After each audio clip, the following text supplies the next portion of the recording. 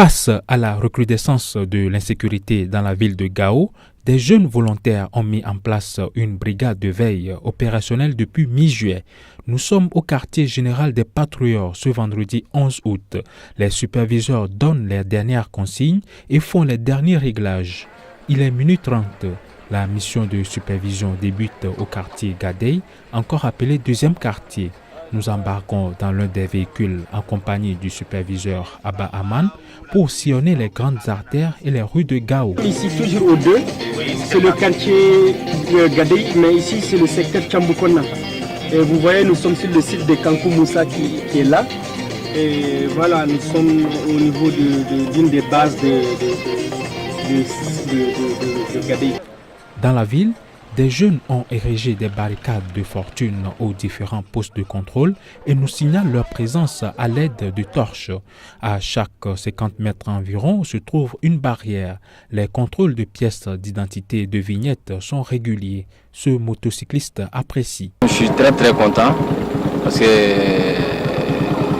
avant-hier même on a trouvé beaucoup de motos volées, même à la gendarmerie. Donc à cause de ça seulement moi je suis content.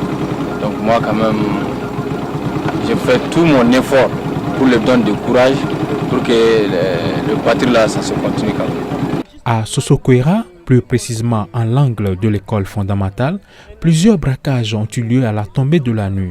Depuis que la brigade de veille est en place, aucun incident n'a été enregistré selon ce superviseur. Ça fait 3 semaines qu'on n'attend pas qu'on a braqué, on n'attend pas qu'on a tiré sur quelqu'un à Gao. Et franchement, il y a un résultat positif qui fait qu'aujourd'hui la société civile de Gao nous accompagne avec tout le cœur parce qu'en réalité les gars sont stables aujourd'hui chez eux. Les résultats sont vraiment probants et heureusement quand même qu'il n'y a pas eu de mort depuis que nous avons commencé l'activité. Et nous avons récupéré quelques motos. Je crois que les autorités compétentes qui sont sur place, la gendarmerie et la police, ils peuvent en témoigner. À chaque fois que nous voyons des gens suspects avec des motos, c'est-à-dire suspects, nous les emmenons purement et simplement c'est-à-dire à notre base et le lendemain matin, on les amène c'est-à-dire au niveau des autorités compétentes pour que les personnes à qui ils appartiennent puissent aller vraiment se justifier. Si légalement ça les appartient, on leur le remet, mais dans les cas contraires, la loi fait son travail. Malgré la volonté et la détermination de ces jeunes issus des différentes communautés, des difficultés demeurent. Il s'agit entre autres d'abord du manque d'alimentation pour les jeunes. Comme vous le voyez, ils n'ont pas à manger la nuit, ils n'ont pas c'est-à-dire de quoi faire c'est-à-dire du thé. Et également, eux-mêmes ils ne sont pas protégés car pour mieux mener c'est-à-dire ce qu'on appelle la sécurité, il faut que la sécurité elle-même soit sécurisée d'abord. Mais tel n'est pas le cas. Comme nous ne sommes pas des militaires, on n'est pas habilité à avoir des armes avec nous.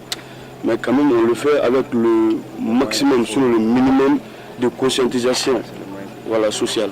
Nous continuons le tour de la ville sans avoir rencontré les forces de défense et de sécurité, ni les éléments du mécanisme opérationnel de coordination. Vous êtes avec nous depuis 0h30 et voilà que jusqu'à présent, vous n'avez pas rencontré une force nationale ou bien internationale.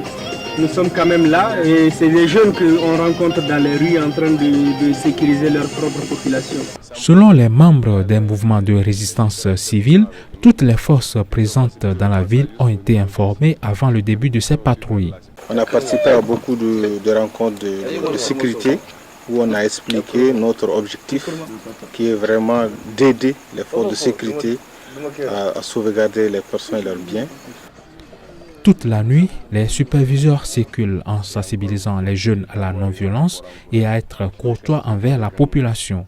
La supervision se fait en collaboration avec les chefs du secteur, les chefs de base et de poste. C'est eux qui nous ont accompagnés comme ça jusqu'au nouvel de la fin pour contrôler, les barrières sont en place. Et je pense qu'on est à 3h du matin comme ça. On va continuer maintenant vers une partie du 8 et puis voilà rentrer au siège. En cas d'arrestation, la brigade de veille alerte les forces de sécurité pour poursuivre le travail.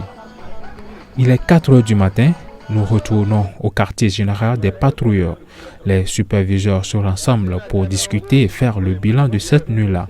Dans 30 minutes, aucune barrière ne sera visible dans les rues de la cité des Askia.